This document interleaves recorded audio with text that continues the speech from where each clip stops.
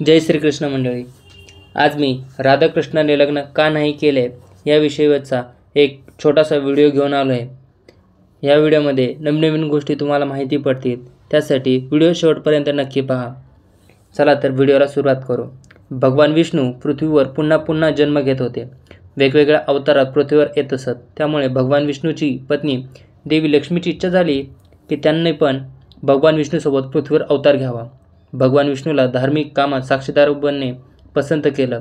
त्रेतायुगात भगवान विष्णू श्रीरामाच्या रूपात जन्म घेतला. तेव्हा लक्ष्मी मातेने सीता मातेच्या रूपात पृथ्वीवर जन्म घेतला. द्वापरयुगात भगवान विष्णूंनी श्रीकृष्णाच्या रूपात पृथ्वीवर जन्म घेतला. तेव्हा लक्ष्मी मातेने देवी रुक्मिणीच्या रूपात जन्म घेतला. राजा भीष्म यांच्या कन्येच्या रूपात देवी रुक्मिणीचा जन्म झाला.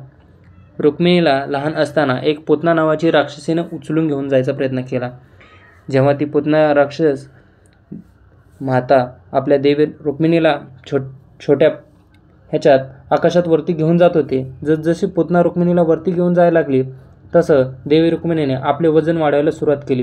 तेव्हा पाहता पाहता देवी रुक्मिणीचे इतके वजन वाढले की पूतना राक्षसीला देवी रुक्मिणीला वरती घेऊन जाणं अशक्य झालं आणि तिने वरतूनच देवी रुक्मिणीला सोडून दिलं.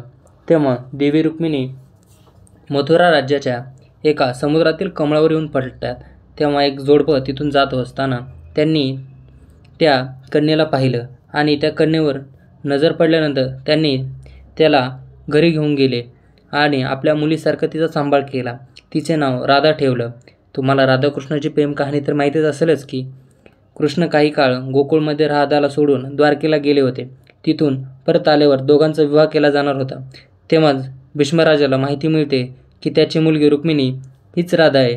कृष्ण राधासोबत लग्न करतात. राधा हीच रुक्मिणीची आहे. चला तर तुम्हाला हा व्हिडिओ कसा वाटला हे कमेंट करून नक्की कळवा आणि अशा नवनवीन व्हिडिओसाठी आपल्या चॅनलला सबस्क्राईब करा. धन्यवाद.